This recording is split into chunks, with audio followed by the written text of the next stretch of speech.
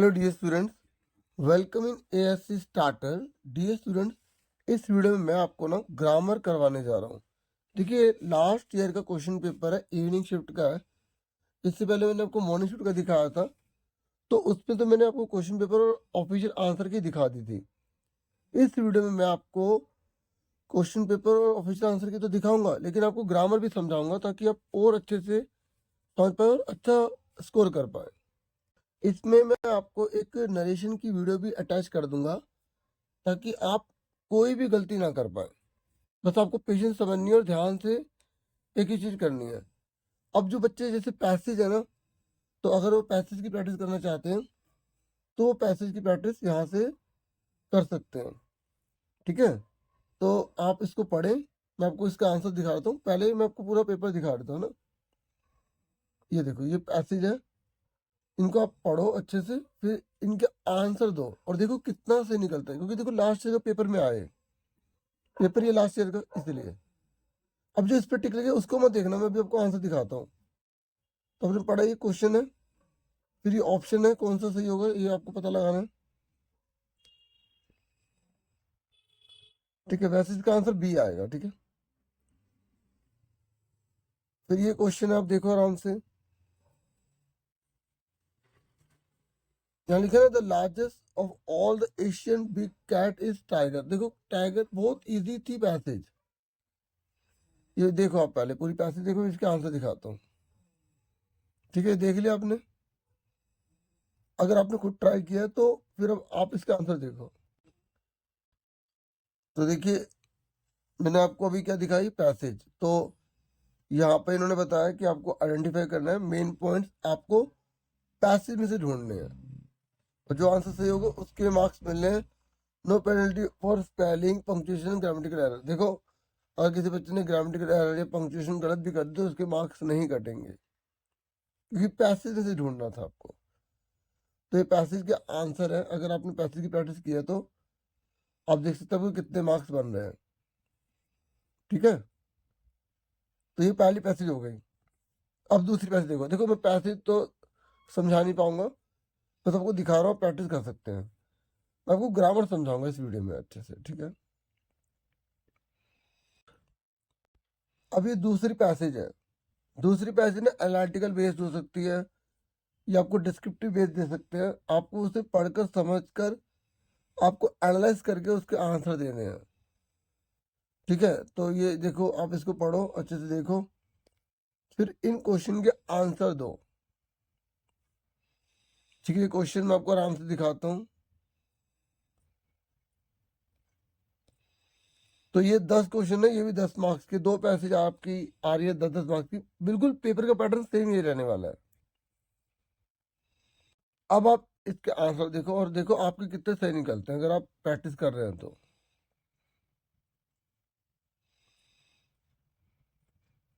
तो ये हो गए इसके आंसर। ठीक है ना। अब हम करेंगे इसमें अगला पार्ट जो है ग्रामर का। ठीक है,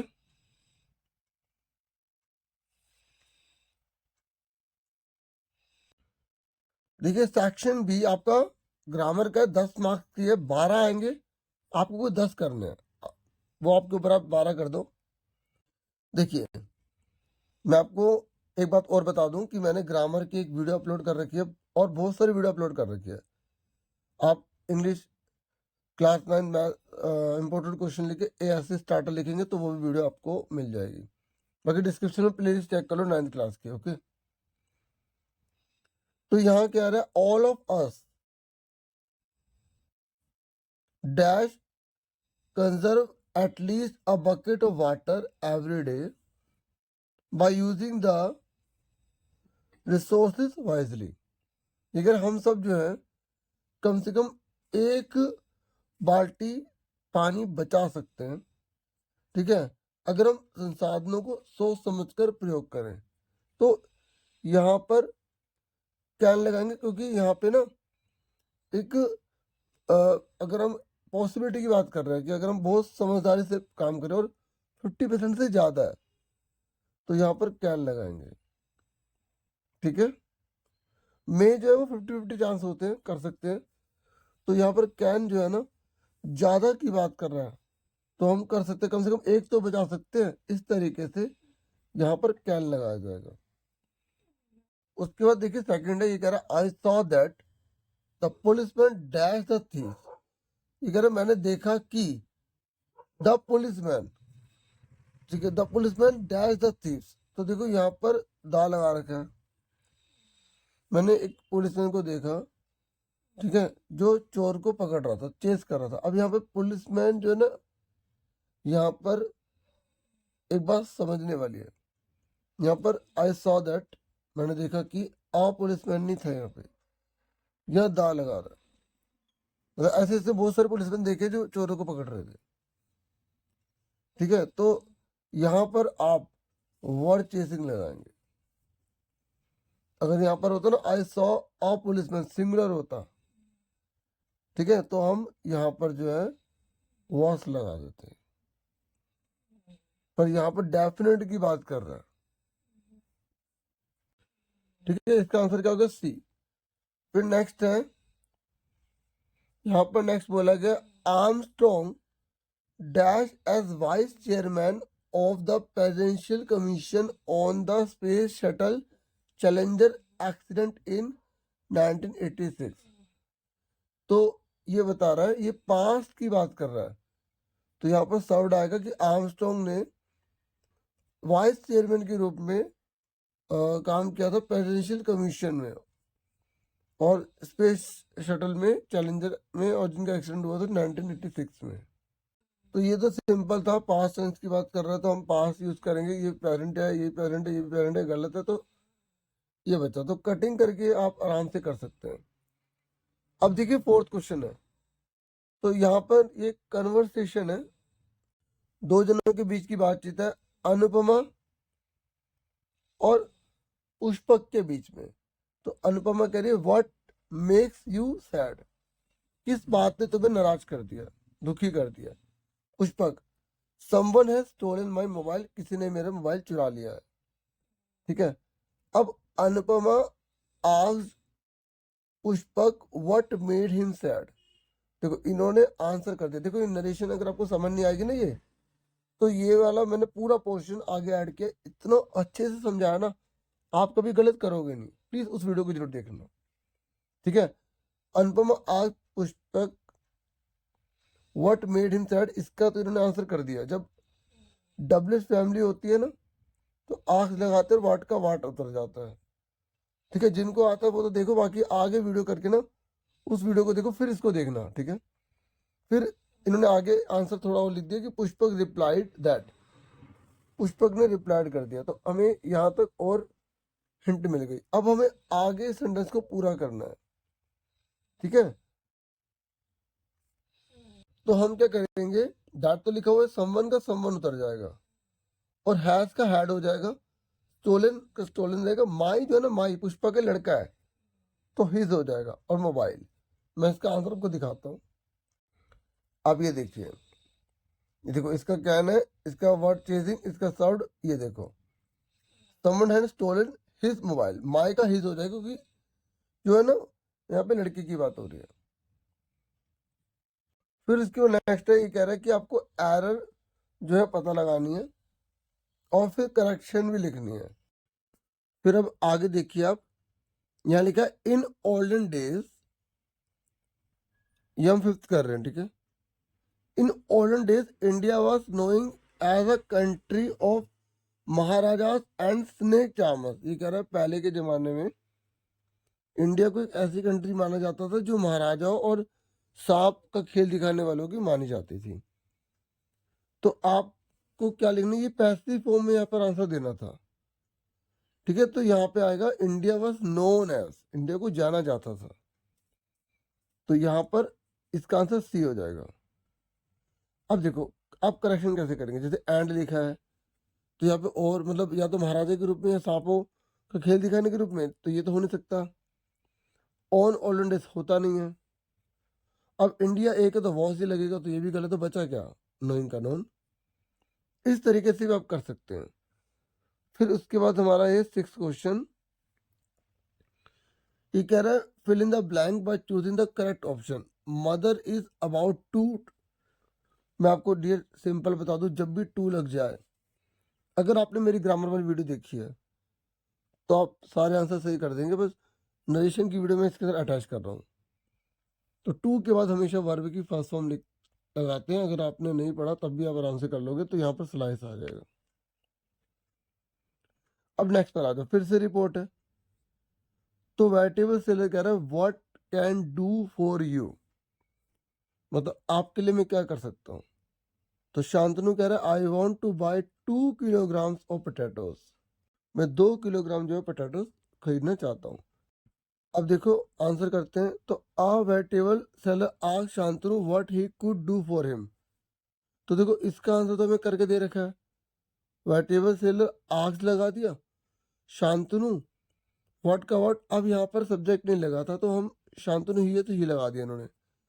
और कैन का कुड हो जाता है, डू का डू, फोर का फोर, और यू कौन है, शांतनु लड़का, तो हिम हो जाएगा। लास्ट में ऑब्जेक्टिव लगाया जाता है हिम, इस तरीके से, ये हर, अगर लड़के तो हर।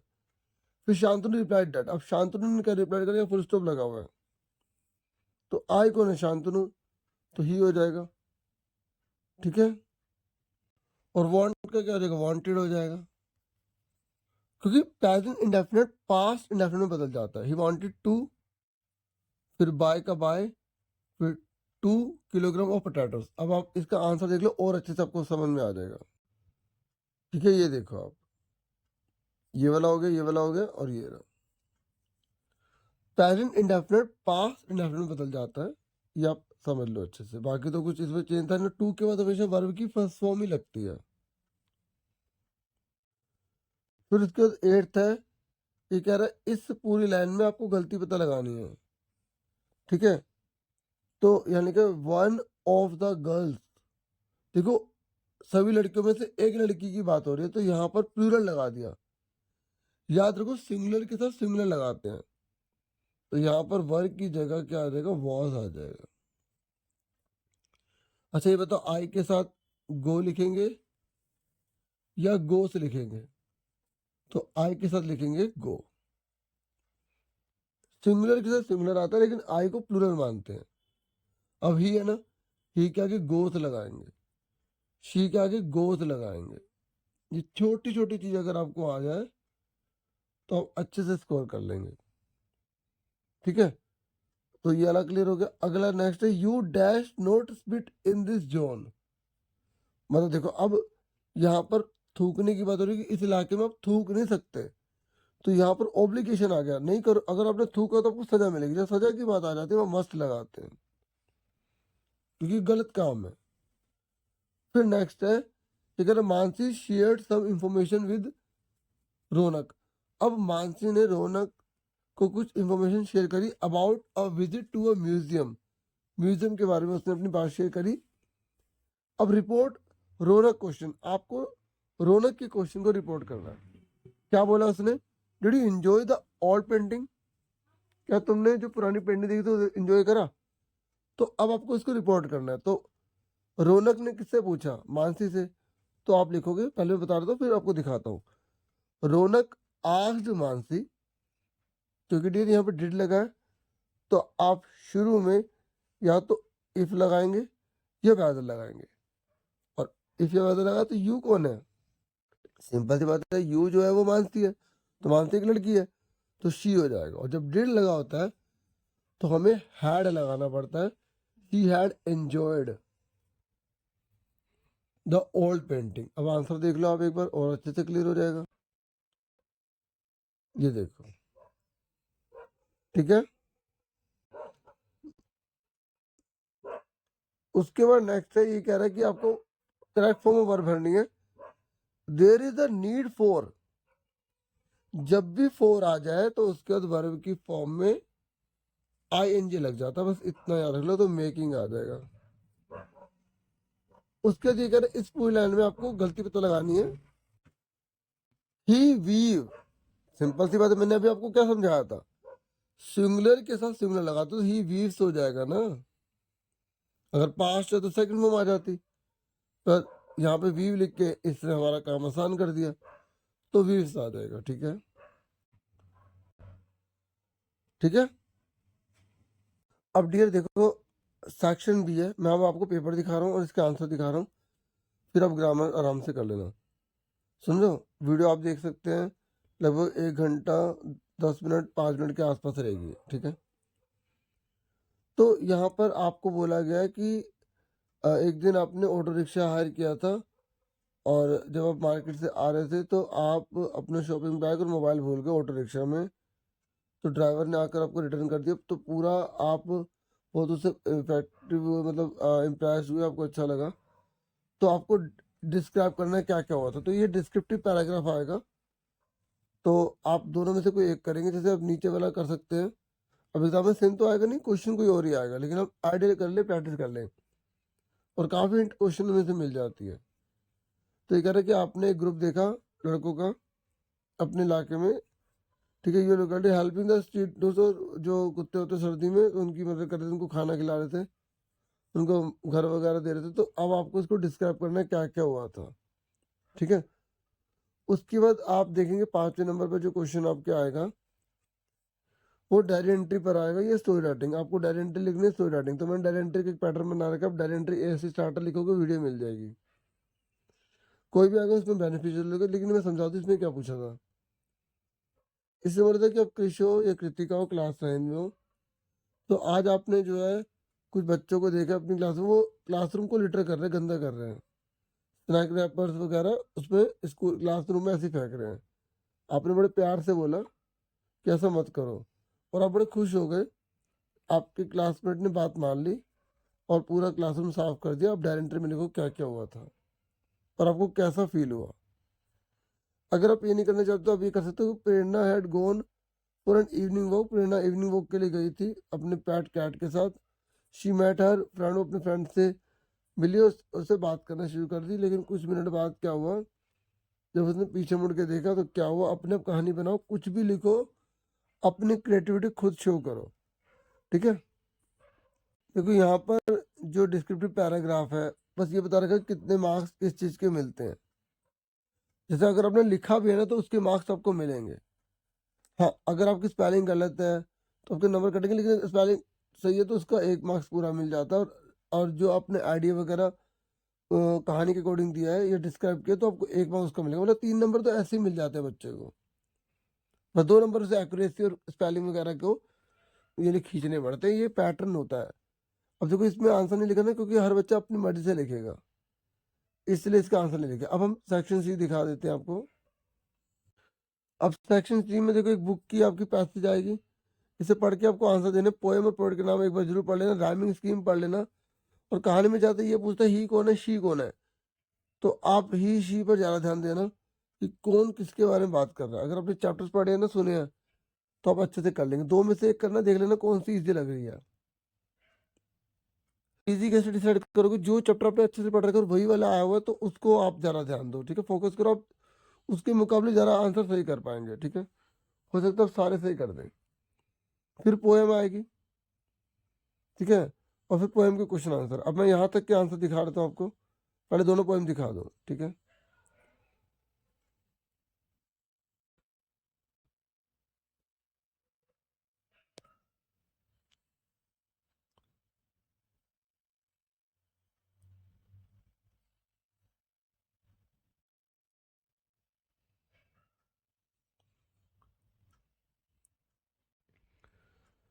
अब ये 8वां क्वेश्चन है यहाँ पर। इसमें आपको ना शॉर्ट आंसर लिखने हैं, 40 से 50 शब्द में लिखने हैं, और कुछ 4 करने होंगे 5 में से, ठीक है। देख लो कैसे कैसे क्वेश्चन कौन कौन से आए हुए हैं।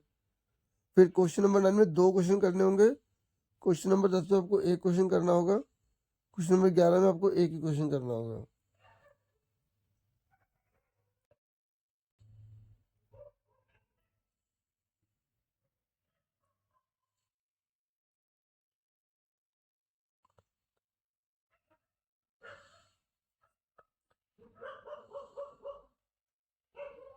अब यहाँ पे थोड़ी बहुत हिंट दे रखी है, जैसे बच्चे ने ये मेन मेन पॉइंट जरूर लिखे हो।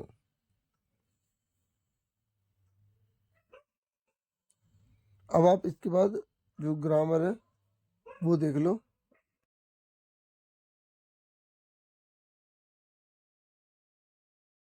इसमें रिपोर्टेड स्पीच क्या है, ठीक है, इसको हम डायरेक्ट इनडायरेक्ट स्पीच के पार्ट में डिवाइड करते हैं। ठीक है, तो सुन लो ध्यान से। Reported speech is how we convey the speech to the other people.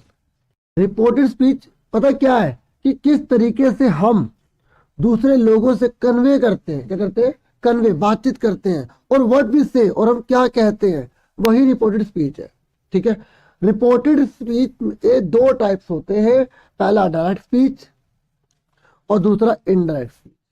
ठीक है, डायरेक्ट स्पीच जो होती है वो quoting the exact words of the speaker, मतलब जो स्पीकर ने कहा है एक एक शब्द वही होता है। एग्जाम्पल देखिए, the teacher said wear your masks properly.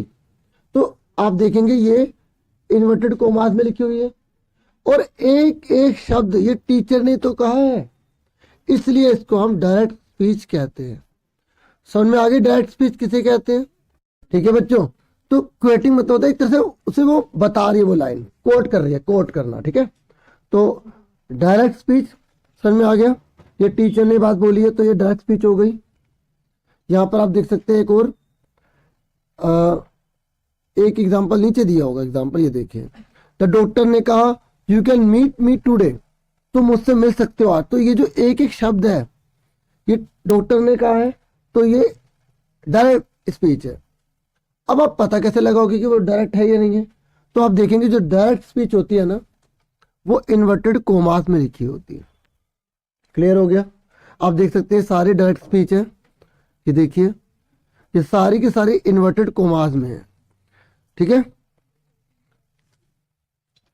और यहां पर आप देखेंगे ये डायरेक्ट स्पीच है, लेकिन इसमें कुछ हमें ना सेंटेंसेस वगैरह देखने पड़ते हैं। यहाँ पर रिक्वेस्ट करने वाली बात आ जाती है जिन्हें इम्पेरेटिव कहते हैं। मैं आपको सारे रूल्स भी समझाऊंगा, लेकिन अगर कुछ बच्चे केवल सॉल्यूशन देखना चाहते हैं तो बच्चों ये आपके सॉल्यूशन है, आप ये आराम से कर सकते हैं। ठीक है, लेकिन मैं इस वीडियो में पूरा अच्छे से समझा रहा हूँ। ठीक है, जो बच्चे पूरा समझना चाहते हैं नरेशन को, ठीक है, तो वो अच्छे से समझें, क्योंकि मैं आपको एक और चीज़ दिखाता हूँ। देखिए मैंने बहुत ईजी तरीके से समझाने के लिए नोट्स भी प्रिपेयर किए हैं। ठीक है, तो यह काफ़ी हेल्प करेगा आपके लिए, आपको काफ़ी बेनिफिट मिलेंगे और आप एक ही बार में अच्छे से अच्छे सेंटेंसेस जो हैं डायरेक्ट को इनडायरेक्ट में बदलने में कामयाब हो जाएंगे। ठीक है, ठीक है, ये सब है। ये फिर एग्जाम्पल समझाए हैं, अभी हम समझाएंगे, वीडियो लंबी होगी लेकिन आपको काफ़ी बेनिफिट मिलेगा। ठीक है, चलो अब बढ़ते हैं मेन टॉपिक पर। ठीक है, अब आगे देखिए, तो मैंने आपको अच्छे से बता दिया डायरेक्ट स्पीच क्या होती है। अब आ जाओ इनडायरेक्ट स्पीच। इसी बात को जब कोई दूसरा पर्सन बोलता है ना तो वो इनडायरेक्ट स्पीच हो जाती है। इनडायरेक्ट स्पीच की खास बात ये होती है कि इसमें जो मीनिंग होता है ना, मीनिंग वो चेंज नहीं होता। ठीक है, बस कुछ जो वर्ड होते हैं, जो कुछ वर्ड होते हैं उन्हें चेंज करना पड़ता है, तो वो इनडायरेक्ट स्पीच में बदल जाती है। जैसे देखिए, टीचर ने कहा वियर योर मार्क्स प्रॉपर्ली, तो टीचर किन्हें कह रहे हैं? हमें कह रहे हैं। तो जब हमने इसका आंसर लिखा था टीचर टोल्ड अस, हमने अस लगा दिया। ठीक है, यहाँ पर जो टीचर है वो हमें क्या कर रहे हैं? एडवाइस कर रहे हैं ना। ठीक है, तो यहाँ पर जैसे सैड है तो इसकी जगह एडवाइस भी लगा सकते थे। ठीक है, अभी आपको रूल समझाऊंगा। तो यहाँ पे टू लगा दिया। जब यहाँ पे एडवाइस वाली बात आती है ना बच्चों कोई, तो हम इम्पेरेटिव या ऑर्डर वाली कोई बात आती है तो इम्पेरेटिव सेंटेंस होते हैं। क्या होते हैं ये? Imperative sentence. ठीक है, तो अभी हम स्पीच पढ़ा रहे तो सेंटेंसेस के टाइप नहीं बता रहे, तो उसके बारे में बाद में बात करेंगे। तो इस तरीके से हमें डायरेक्ट को इनडायरेक्ट में बदलना है होता है। तो देखो एक बात और, तो रूल के अकॉर्डिंग ही बताते हैं। ठीक है, अब आगे देखो, आगे रूल क्या कह रहा है।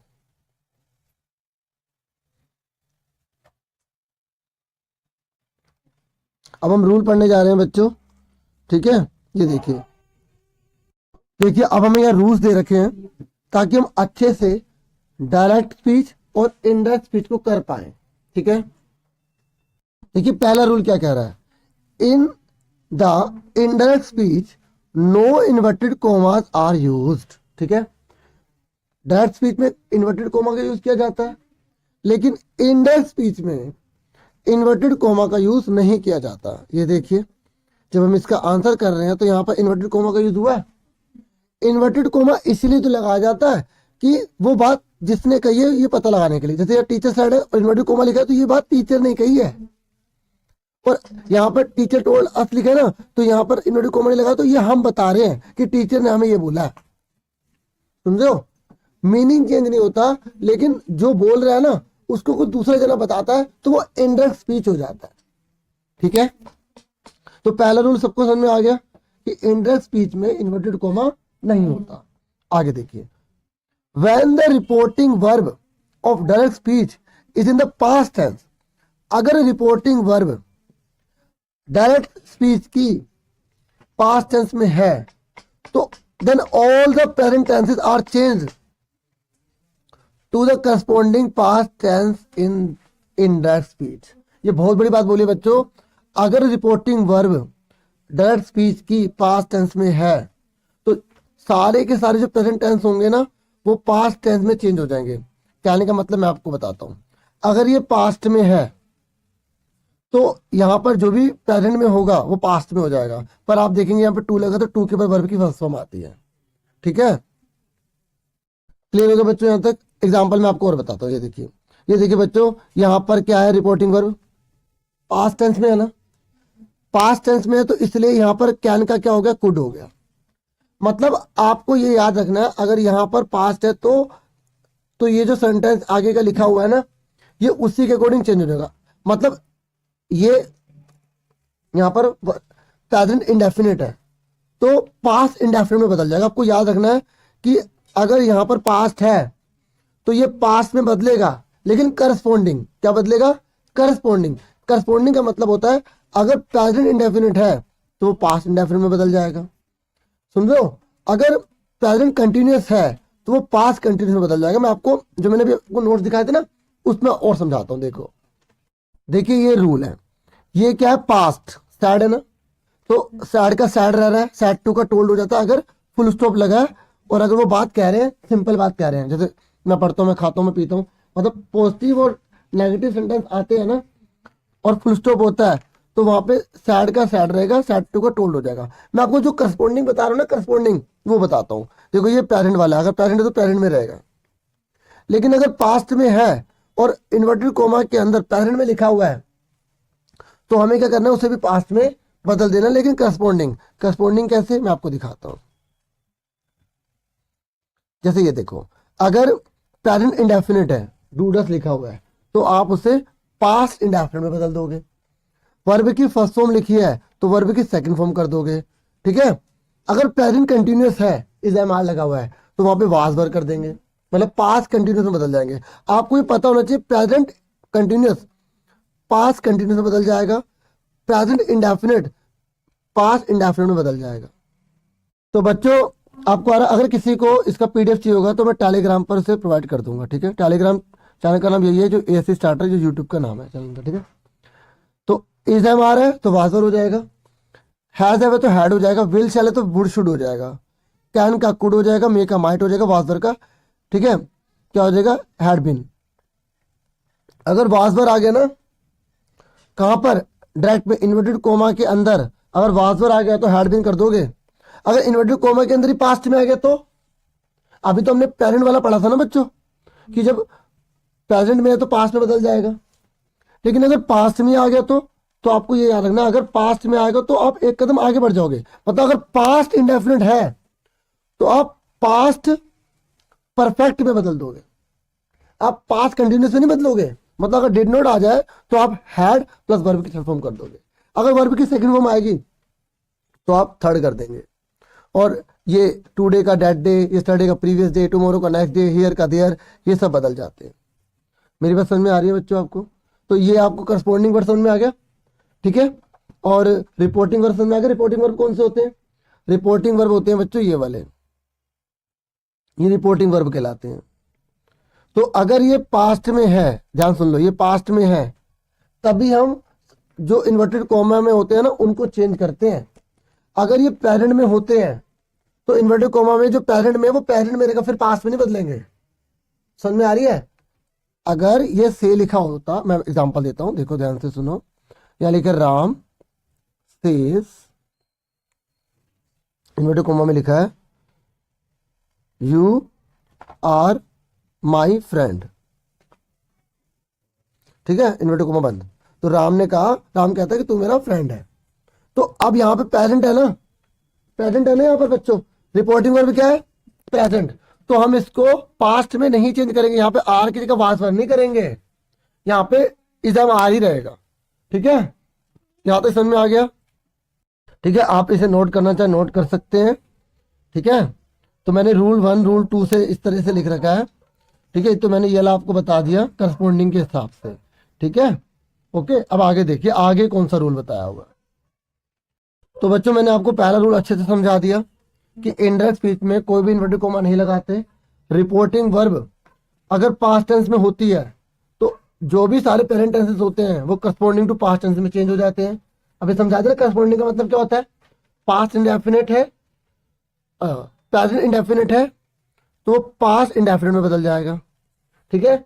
और मैं एक बात आपको और एक्स्ट्रा बता रहा था कि अगर प्रेजेंट टेंस की जगह पास्ट टेंस होता तो हम एक कदम छोड़ के आगे बढ़ जाते हैं, पास्ट इंडेफिनिट होगा तो पास्ट परफेक्ट में बदल जाएगा, ठीक है ना।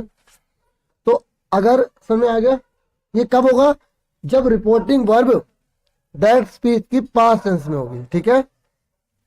आगे देखिए, the conjunction that if whether are generally use if it is a yes no question. ये कह रहा है जब हम आंसर देंगे इनडायरेक्ट स्पीच करेंगे ना तो हम इफ और वेदर का यूज तब करते हैं तो जो इन्वर्टेड कोमा में जो लाइन लिखी हुई है उसका आंसर यस या नो में, या यस या नो में हो, यानी कि वो क्वेश्चन मार्क में होगा। अगर कोई क्वेश्चन मार्क में है और उसका आंसर जैसे आपको उसकी हिंदी समझ में आ जाती है और आपको पता लग रहा है इसका आंसर यस या नो में है आपको पता होना चाहिए कि आंसर यस या नो में कब होता है।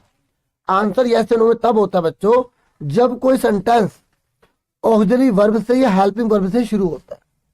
अगर कोई सेंटेंस ऑक्सिलरी वर्ब और हेल्पिंग वर्ब से चालू होता है तो वहां पर जब हम आंसर देंगे यानी कि इनडायरेक्ट स्पीच करेंगे तो वहां पर हमें इफ या वेदर का यूज करना है। मैं आपको और अच्छे समझाता हूं, देखिए यहां देखिए, यहां पर ये डू लिखा है ना, तो बच्चों ये डू हेल्पिंग वर्ब है और हेल्पिंग वर्ब की वजह से क्वेश्चन मार्क आ रहा है।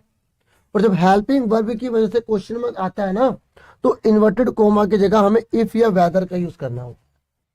किसका यूज करना पड़ता है, इफ या वेदर का, ठीक है। ये देखिए ये वुड है ना, ये ऑक्सिलरी वर्ब है। अब मैं आपको सारी बताऊंगा कि कौन कौन सी ऑक्सिलरी वर्ब होती है, कौन कौन सी हेल्पिंग वर्ब होती है। अगर हेल्पिंग वर्ब की वजह से क्वेश्चन आए, क्वेश्चन मार्क आए, या ऑक्सिलरी वर्ब की वजह से क्वेश्चन मार्क आए तो वहां पे इफ या वेदर का यूज किया जाता है। देखो इफ का यूज कर रहे हैं नहीं कर रहे, यहाँ पर कर रहे हैं नहीं कर रहे इफ का यूज, है ना।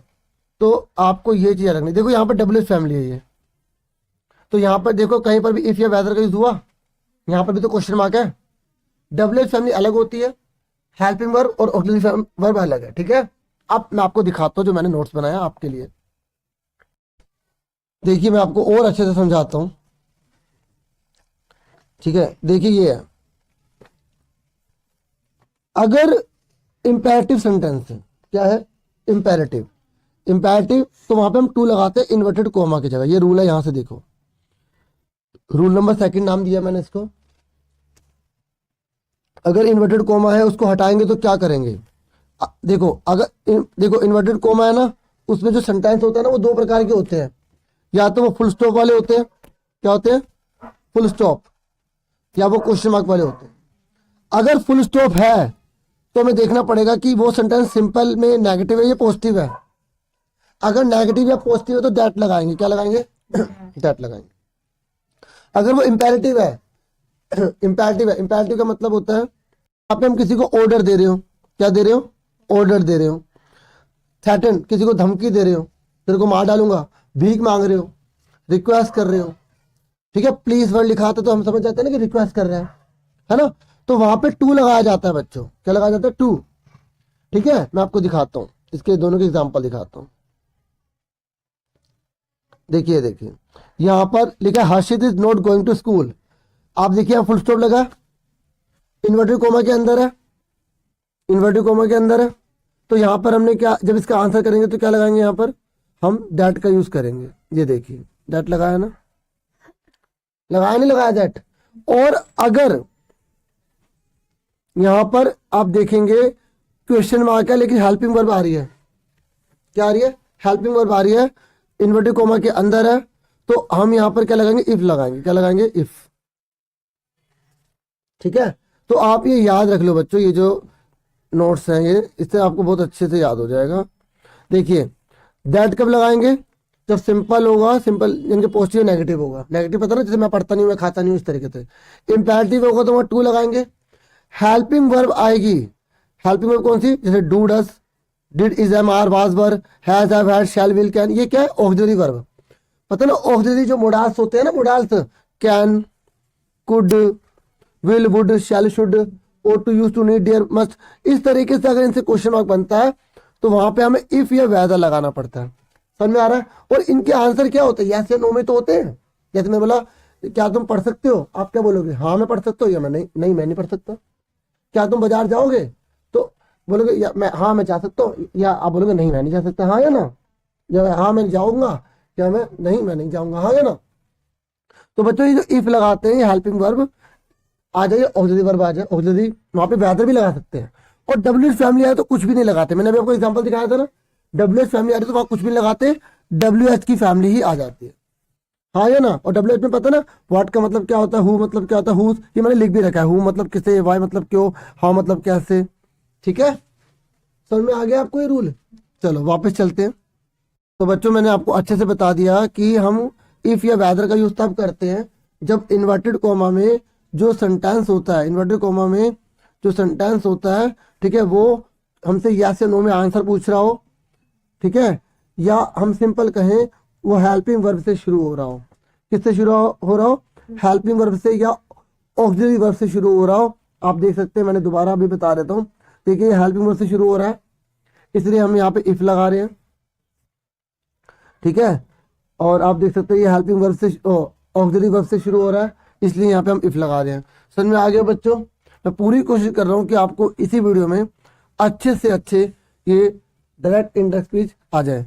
नींद आ रही होगी तो आप बाद में समझ सकते हैं, बाद में देख लेना, लेकिन अगर आप में जज्बा है तो नींद नहीं आएगी। देखिए next, the first word of the reported speech begins with a capital letter. ये तो आपको पता ही है बच्चों की, जो फर्स्ट वर्ड होता है वो कैपिटल लेटर से शुरू होता है। ठीक है, इसमें तो कोई दिक्कत ही नहीं है। ये कह रहा था tense of reporting verb is never change. ये कह रहा है जो रिपोर्टिंग वर्ब होती है ना, उसका टेंस कभी चेंज नहीं होता, उसका टेंस कभी चेंज नहीं होता। ये देख लीजिए, देख लीजिए, देखिए ये सैड है ना, पास्ट में है ना, पास्ट में है ना सैड, तो यहाँ देखिए पास्ट में तो आस्ट, ये भी पास्ट में। रिपोर्टिंग वर्ब ये देखिए यहाँ पे, ये तो इंपैरेटिव में दे दिया ना, यहाँ देखिए ये देखो सैड लिखा है, तो सैड ही तो लिखा है। क्या ऐसा हुआ कि सैड की जगह से हो गया? नहीं हुआ ना, सैड की जगह सैड ही तो है। जो मैंने लिखे वो भी दिखा देता हूँ आपको एक बार। अब देखिए, देखिए ध्यान से, ये पास्ट में तो पास्ट में है, पास्ट में तो पास्ट में है, पास्ट में तो पास्ट में, पास्ट में पास्ट में। पर चरण अगर फुल स्टॉप आता है, फुल स्टॉप आता है तो सैड की जगह सैड रहेगा, टू लग जाते तो टोल्ड लगा देते हैं। लेकिन आजकल क्या कर रहे हैं, मतलब अब सैड की जगह टोल्ड भी लिख देते हैं अगर वो कह रहा है तो।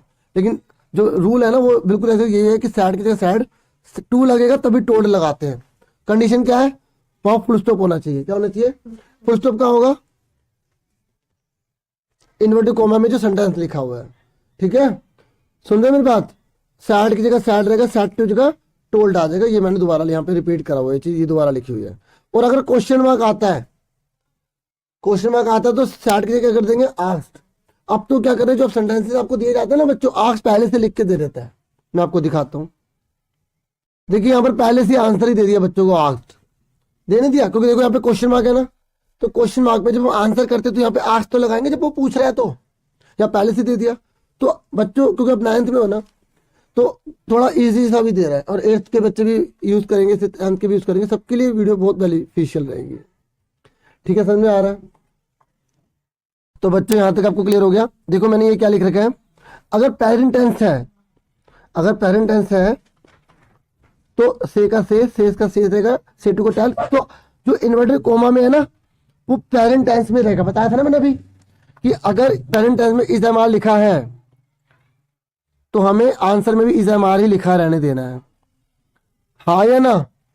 तो ये पेरेंट वाले रूल है, और जो मैं आपको करवा रहा हूं उसमें पास्ट टेंस के रूल दे रखे हैं खाली, लेकिन आपको पेरेंट के पता होना चाहिए। ये आप देख सकते हैं, से टू की जगह आस्क आएगा। कब आता है ये आस्क? जब क्वेश्चन मार्क लगाओ, और सेज लिखा है तो आस्क लग जाएगा। ये आपको याद करने पड़ेंगे, ठीक है।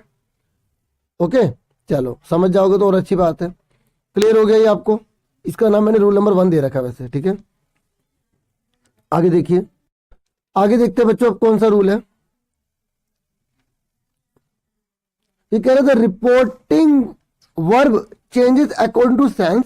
ये कह रहे जो रिपोर्टिंग वर्ब होती है वो सेंस के अकॉर्डिंग चेंज हो जाती है। वो टोल्ड भी हो सकती है, आस्क्ड भी हो सकते हैं, इंक्वायर्ड भी हो सकते हैं। मैंने अभी आपको बच्चों समझाया था ना। ये देखिए, ये जो रिपोर्टिंग वर्ब है, ये जो सेट लिखा है, सेट टू लिखा है, ये सेंस के अकॉर्डिंग। सेंस का मतलब क्या है कि जो इन्वर्टेड कोमा में जो लाइन लिखी है वो क्या है, वो कह रही है तो टोल्ड लगाएंगे, मतलब फुल स्टॉप है तो फुल स्टॉप से पहचान सकते हो। अगर वो क्वेश्चन मार्क है तो वो पूछ रही है तो आस्क लगाएंगे। लेकिन मैंने आपको बताया था ना कि 4 प्रकार के सेंटेंस होते हैं, मतलब हमारे याद करने के अकॉर्डिंग। सेंटेंस तो और भी बहुत सारे टाइप है। तो आपको अगर फुल स्टॉप है तो डायरेक्ट टू लगाएंगे। तो टू वहां लगाते हैं जो इंपेरेटिव होता है। तो इंपेरेटिव में हमें क्या लगाना पड़ता है, ऑर्डर्ड, थ्रेटेंड, बैग्ड, रिक्वेस्टेड, ये वर्ड लगाने पड़ते हैं ना। तो ये जो चेंज हुआ है, ये क्या, ये कौन सी चीज, ये कब आएगी?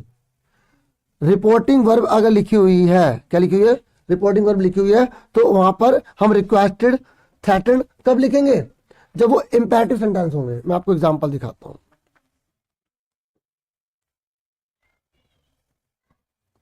देखो, आई सेड टू यू, मैंने तुमसे कहा bring a glass of water, मेरे लिए एक गिलास पानी लेकर आओ। तो अब यहां पर फुल स्टॉप है ना। तो अब आप बताइए ये कौन सी सेंटेंस है? इंपेरेटिव है ना, ऑर्डर दे रहा हूं ना मैं, पानी लेकर आओ मेरे लिए, हाँ है ना। तो अगर इंपेरेटिव होता तो सेड टू की जगह क्या लगेगा? सेड टू की जगह लगेगा ऑर्डर्ड। ये क्या है? रिपोर्टिंग वर्ब है। क्या है? Reporting verb. तो ये ऑर्डर्ड आ जाएगा इसका आंसर में। अब देखिए ऑर्डर्ड आ गया। और जब इंपेरेटिव सेंटेंस होते हैं तो मैंने आपको क्या बताया है कि इन्वर्टेड कोमा की जगह, जो इन्वर्टेड कोमा होते हैं उसकी जगह क्या लगाते हैं? इन्वर्टेड कोमा की जगह लगाते हैं यहाँ पर टू। क्या लगाते हैं? टू। देखो दोबारा से समझ लो बच्चों, अगर फुल स्टॉप है तो इन्वर्टेड कोमा की जगह हम दैट लगाएंगे। कब दैट लगाएंगे? जब वो सिंपल में पॉजिटिव या नेगेटिव है। इन्वर्टेड कोमा की जगह, इन्वर्टेड कोमा की जगह हम यहाँ, इन्वर्टेड कोमा की जगह यहाँ पर भी फुल स्टॉप है, लेकिन यहाँ पर ये इंपेरेटिव सेंटेंस है। ऑर्डर देना, रिक्वेस्ट देना, भीख मांगना, ये सब इंपेरेटिव होते हैं। तो वहां पर हम क्या लगाते हैं बच्चों? टू लगाते हैं। क्या लगाते हैं? टू लगाते हैं। ठीक है, ये आपको अच्छे से रूल याद करना है, क्योंकि देखो आप शुरू में हो सकता है आपको ना समझ में आ रहा हो, लेकिन पूरा वीडियो देखते देखते आपको पूरा अच्छे से आने लग जाएगा। ठीक है, समझ में आ रहा है आपको? तो देखो, जब डैट कब लगाएंगे? जब सिंपल में होगा, लेकिन वहां पर भी फुल स्टॉप है और यहां पर भी फुल स्टॉप है। आपको पहचानना, वो इंपेरेटिव तो नहीं है। इंपेरेटिव क्या होता है, समझ में आ गया? क्या रिक्वेस्ट करते हैं, ऑर्डर देते हैं, रिक्वेस्ट करते हैं, बैग करते हैं, भीख मांगते हैं, इस तरीके से। तो वहां पे टू लगाना पड़ता है इन्वर्टेड कोमा की जगह। ठीक है, ये देखिए मैंने इसकी जगह, इन्वर्टेड कोमा की जगह ये रूल बताया कि क्या लगाना है। इन्वर्टेड कोमा की जगह हमें दैट लगाना है, टू लगाना है, इफ लगाना है, कुछ भी नहीं लगाना। समझ में आ रहा है ना? पूरी कोशिश कर रहा हूं कि अच्छे से समझ में आ जाए। क्लियर हो रहा है? ठीक है तो बच्चों, समझ में आ गया। और अगर क्वेश्चन मार्क आता है, तो अगर क्वेश्चन मार्क आता है और सेंटेंस हेल्पिंग वर्ब या ऑक्सिलरी वर्ब से शुरू हो रहा है, तो वहां पर क्या लगाते हैं? इफ या वेदर लगाते हैं। और अगर डबलेट फैमिली से शुरू हो रहा है तो वहां पर कुछ भी नहीं लगाते। आप इन सेंटेंस से आराम से समझ सकते हैं। ठीक है, तो देखो मैंने ये फुल स्टॉप का बताया था तो यहाँ पे डैट लगाया थे। ठीक है, और यहाँ पर भी क्या लगेगा? टोल्ड लगेगा।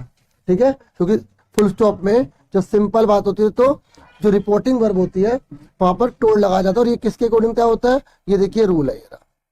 ठीक है, ये देखिए मैं बार बार इसलिए बता रहा हूँ क्योंकि एक ही बार में आपको क्लियर हो जाए। ये लिखा है ना, तो यहाँ फुल स्टॉप होता है तो टोल्ड लगा देते जब सेड टू लिखा है। ठीक है, तो और यहाँ देखिए, ये देखिए यहाँ पर हेल्पिंग वर्ब है तो यहाँ पर सेड टू ये क्या लगेगा? आस्क लगेगा। और मैंने आपको बताया कि अब आजकल तो आस्क पहले से लिखा आ रहा है। इन्वर्टेड कोमा की जगह क्या लगेगा? इफ लगेगा। क्या लगेगा? इफ। ये बच्चों आ रहा है ना समझ में? और अगर डब्ल्यू एच फैमिली आएगी तो डब्ल्यू एच फैमिली यहां पर तो आस्क लगाएंगे। ठीक है, और इन्वर्टेड कोमा की जगह क्या लगाएंगे?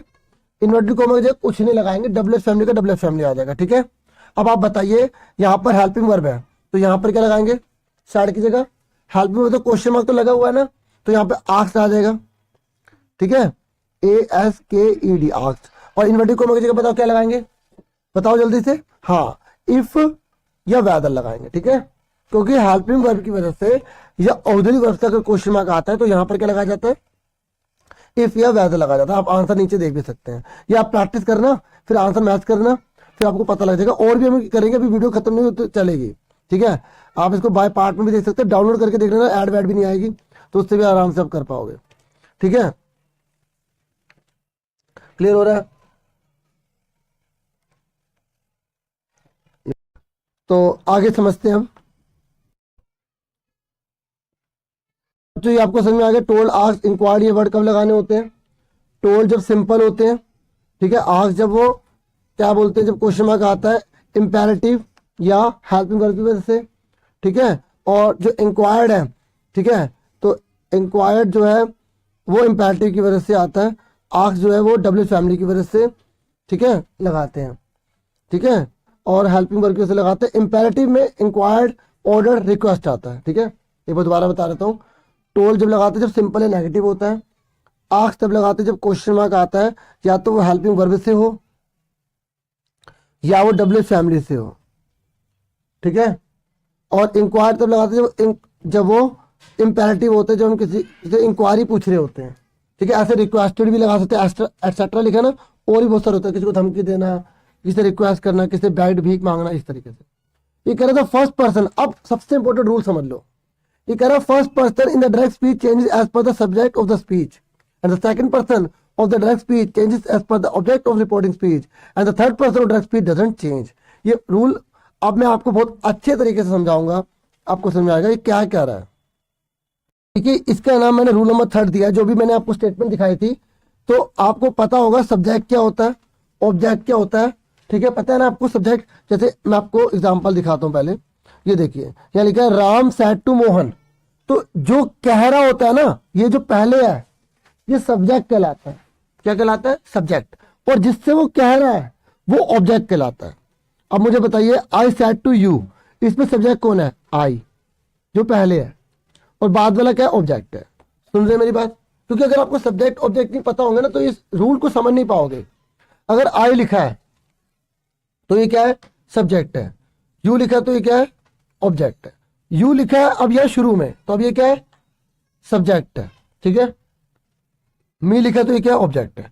आपको याद रखना, जो शुरू में है, ठीक है, वो सब्जेक्ट है, जो कह रहा है वो सब्जेक्ट है। क्योंकि कई बार लाइन छोटी सी लिखी होती है तो उसमें हम समझ नहीं पाते कौन सब्जेक्ट है कौन ऑब्जेक्ट है, तो आपको उसकी हिंदी आनी चाहिए। अब यहां सब्जेक्ट है ये, और ये क्या? ऑब्जेक्ट। ये सब्जेक्ट है, ये ऑब्जेक्ट है। सब्जेक्ट ऑब्जेक्ट समझ में आ गए? ये रूल सबसे इंपॉर्टेंट है, नाम मैंने रूल नंबर 3 लिखा है। तो अगर सब्जेक्ट है, ठीक है, तो और इन्वर्टेड कोमा के अंदर, इन्वर्टेड कोमा के अंदर फर्स्ट पर्सन लिखा है। क्या लिखा है? First person. अब आपको ये फर्स्ट पर्सन क्या होता है? देखो, फर्स्ट पर्सन किसे कहते हैं? आई, माई, वी, अवर, अस, ये फर्स्ट पर्सन होते हैं। ऐसे मी भी होता है, ये फर्स्ट पर्सन कहलाते हैं। सेकंड पर्सन में बच्चों यू और यूर आते हैं, और थर्ड पर्सन में he, she, it, name, they, his, her, ये थर्ड पर्सन में आते हैं। तो ये कह रहा है कि अगर ये शब्द लिखे आ जाए, अगर ये लिखे आ जाएंगे तो हमें सब्जेक्ट को देखना है कि सब्जेक्ट लड़का है या लड़की है, कौन है, तो उसके अकॉर्डिंग इनको चेंज कर देंगे, ठीक है, इसके अकॉर्डिंग इनको चेंज कर देंगे। और अगर यू और यूर लिखा आता है, आप बोलोगे ये कहाँ लिखे आते हैं? ये देखो, ये यहां लिखे आते हैं, देखिए ये यू लिखा है ना, इन्वर्टेड कोमा की बात कर रहा है। इन्वर्टेड कोमा के अंदर जो first person, second person, third person आते हैं ना, उसको आंसर में कैसे चेंज करते हैं, देखो मैं आपको एग्जांपल दिखाता हूं। देखिए यहां पर आप ध्यान दीजिए, यहां पर यू लिखा हुआ है ना, are you not eating apple. आप आंसर देखिए, इसका आंसर देखिए, यहां पर ही हो गया। आपको पता है ही क्यों हुआ? पता है आपको ही क्यों हुआ? ये देखिए मैं बताता हूं आपको ही क्यों हुआ। ये देखिए यहां पे यू है ना, तो ये कह रहा है अगर इन्वर्टेड कोमा के अंदर सेकंड पर्सन है, कौन है? यू सेकंड पर्सन है ना, सेकंड पर्सन है ना, तो यू सेकंड पर्सन है, तो हम ऑब्जेक्ट को देखेंगे। ऑब्जेक्ट कौन है? राम। लड़का है लड़की है? लड़का है, तो इसके आगे हम ही लगाएंगे, इस यू की जगह ही कर देंगे। क्या कर देंगे? ही कर देंगे। देखिए आंसर में यहाँ पे ही कर दिया, नहीं कर दिया, समझ में आ गई। तो ये बता रहा है कि अगर इन्वर्टेड कोमा में, तो आपको समझ में आ गया कि अगर आई माई वी अवर अस है तो आपको पहले वाले को देखना है, सब्जेक्ट को देखना है, ठीक है। अगर यू योर आता है तो आपको सेकंड यानी कि ऑब्जेक्ट को आपको देखना है। और अगर ये वर्ड लिखे आ जाए, ये वर्ड लिखे आ जाए तो आपको इनको सेम लिखे रहने देना है, इनको चेंज नहीं करना। समझ में आ गया। अब एक बार मैं आपको एग्जांपल और बता रहा हूँ। ये देखिए, देखिए राजू टोल्ड मोहन, ये तो आंसर हो गया ना, क्वेश्चन दिखाते हैं। देखिए Raju said to Mohan Harshit is not going to school. तो अब आप देखिए सेड टू की जगह क्या कर देंगे, फुल स्टॉप है ना, तो टोल्ड कर देंगे। वाला रूल समझा दिया मैंने। दूसरा रूल था कि इन्वर्टेड कोमा की जगह क्या लगाना है, फुल स्टॉप है तो क्या लगाएंगे इसकी जगह, दैट लगाएंगे, ठीक है। तीसरा रूल आप देखिए, मैंने आपको बताया था कि ये हर्षित है, ये हर्षित थर्ड पर्सन है ना, तो हर्षित का हर्षित ही आ जाएगा, ठीक है। चौथा रूल मैंने आपको बताया था कि ये जो सेड टू है, अगर ये पास्ट में तो करस्पॉन्डिंग चेंज होगा, अगर ये प्रेजेंट कंटिन्यूअस में है तो पास्ट कंटिन्यूअस में चेंज होगा, तो इसका वाज वर्ब हो जाएगा, बताया था ना मैंने। तो इसलिए इसका आंसर ये देखो, हर्षित का हर्षित रहा, was not going to school, ठीक है। देखो इस हमारे का वाज हो गया ना। अभी और एग्जाम्पल कराऊंगा, आपको आएगा समझ में। अगर आप पूरी वीडियो देख रहे हैं तो आपको बहुत अच्छे समझ में आएगा, ठीक है। तो अब आपको क्लियर हो गया ये कैसे करना है। अगर ये वर्ड लिखे आएंगे तो चेंज कर रहे हैं, नहीं करना। हमने हर्षित को कोई हर्षिता कर दिया, हर्षु कर दिया, हर्षित ही तो रहा। तो ये आपको यार नेम आ जाए, ही शी इट आ जाए, ये कभी चेंज नहीं होते हैं, ठीक है। एक एग्जाम्पल और देख लेते हैं। देखिए यहाँ पे लिखा है आई सेड टू यू, अच्छा ये तो इम्पेरेटिव हो गया, इसको रहने दो। यहाँ देखो, I said to you you are not studying well, मैंने तुमसे कहा कि तुम पढ़ाई सही नहीं कर रहे हो। तो अब आप देखो यहाँ यू लिखा है ना, तो आप बता सकते हैं यू कौन है, यू कौन है, सेकंड पर्सन है ना, वेरी गुड। सेकंड पर्सन तो किसको देखेंगे, सब्जेक्ट को देखेंगे, ऑब्जेक्ट को देखेंगे, ऑब्जेक्ट को देखेंगे। ऑब्जेक्ट कौन है, यू, तो यहाँ यू का यू ही रहेगा। तो आंसर देखिए सातवें का, देखिए यहाँ पे यू का यू ही रहेगा, ठीक है। अच्छा मैंने क्वेश्चन में उतारा क्या, ये रहा यू का यू रहा है। और आप देखिए और भी इसका रूल बता रहे थे, पूरा हो जाएगा। सेड टू की जगह टोल्ड लगाया, फुल स्टॉप था। इन्वर्टेड कोमा की जगह दैट लगाया क्योंकि फुल स्टॉप था, ठीक है। और यू का यू क्यों रहा, क्योंकि ऑब्जेक्ट को देखा, ऑब्जेक्ट यू हो तो यू ही रहेगा। और मैंने कहा था करस्पॉन्डिंग सब्जेक्ट वर्ब कौन सी है, यहाँ पे रिपोर्टिंग वर्ब कौन सी है, यहाँ पर सेड टू पास्ट है, तो ये किस में है, प्रेजेंट कंटिन्यूअस में है। और प्रेजेंट कंटिन्यूअस किस में बदल जाता है, पास्ट कंटिन्यूअस में बदल जाता है, ठीक है। तो इस एमआर का क्या हो जाएगा, वाज वर्ब हो जाएगा। अगर किसी को प्रेजेंट कंटिन्यूअस पास्ट कंटिन्यूअस याद नहीं है तो मैंने ये रूल इसलिए लिख रखे हैं, आप इसको याद करेंगे ना ये सारे, तो आपको अच्छे से याद हो जाएंगे, तो आराम से कर पाओगे। ये वाला रूल समझ में आ गया, अच्छे से आ गया, क्लियर हो गया। और ये वाला भी अच्छे से पता लग गया ना कि फुल स्टॉप होता है तो दैट लगाते हैं सिंपल नेगेटिव में, इंपेरेटिव में टू लगाया जाता है, ठीक है। और जो सब्जेक्ट वर्ब होती है वो किस में बदल जाती है, ऑर्डर थर्ड में। इफ आ जाए कब लगाते हैं, जब हेल्पिंग वर्ब हो जाए या इंपेरेटिव हो जाए, मतलब ऑक्सिलरी वर्ब आ जाए, ठीक है। इंपेरेटिव गलत बोल दिया मैंने, इंपेरेटिव में टू लगाते हैं। और इफ या वेदर कब लगाते हैं, जब हेल्पिंग वर्ब हो जाए या ऑक्सिलरी वर्ब हो जाए, ठीक है। और कुछ भी कब नहीं लगाते, जब डब्ल्यू फैमिली हो जाए। डब्ल्यू फैमिली है तो कुछ भी नहीं लगाते हैं, ठीक है। अब आपको और अच्छे से आ रहा होगा, आपने पेशेंस से समझा, धीरे रखा है, धैर्य रखा है, आ रहा होगा। अब आगे देखते हैं। तो इस तरीके से तो अब एग्जाम्पल देखते हैं ताकि आपको और अच्छे से क्लियर हो जाए। 4 रूल्स थे, ठीक है। अब देखिए द डॉक्टर का डॉक्टर आ गया, सैड लिखा है तो सैड लिख दिया, फुल स्टॉप है यहाँ पर, तो इन्वर्टेड कोमा की जगह क्या आएगा, दैट आएगा, ठीक है। यू क्या है, यू क्या है, सेकंड पर्सन है, सेकंड पर्सन है तो ऑब्जेक्ट को देखेंगे। अब आप देखोगे यहाँ पर ऑब्जेक्ट तो दे नहीं रखा, द डॉक्टर सैड, तो हमसे क्या होगा। अब आपको ये दिमाग में रखना है, डॉक्टर ने एक जने को कहा या एक से ज्यादा जनों को कहा, तो आप अगर एक से ज्यादा जने मानते हैं तो हम यहाँ पे कर देंगे वी, ये हम सबको कहा। समझ में आ गई, सुन रहे मेरी बात, क्योंकि यहाँ पर ऑब्जेक्ट दे ही नहीं रखा है ना। तो अगर आप एक जने को मानेंगे तो यहाँ पर आप आई भी लगा सकते, सुन रहे मेरी बात, आई। फिर कैन का मैंने क्या बताया था, पास्ट बन जाए कुड, और जब मोडाल्स आता है, ऑक्सिलरी वर्ब आती है, तो वर्ब की फर्स्ट फॉर्म ही लगी रहती है। अब मीन, मी है तो बच्चों किसको देखेंगे, क्या है ये मी, फर्स्ट पर्सन, फर्स्ट है तो फर्स्ट को देखेंगे, डॉक्टर को। डॉक्टर लड़का है लड़की है, लड़का है या लड़की है, अब हमें याद ही नहीं है, डॉक्टर तो कोई भी हो सकता है। तो इसलिए आप यहाँ पे हिम की जगह हर भी लगा सकते हैं, ठीक है, आप हिम भी लगा सकते हैं, दोनों लगा सकते हैं। उसके बाद टुडे का क्या बताया था मैंने, डैट डे, ठीक है।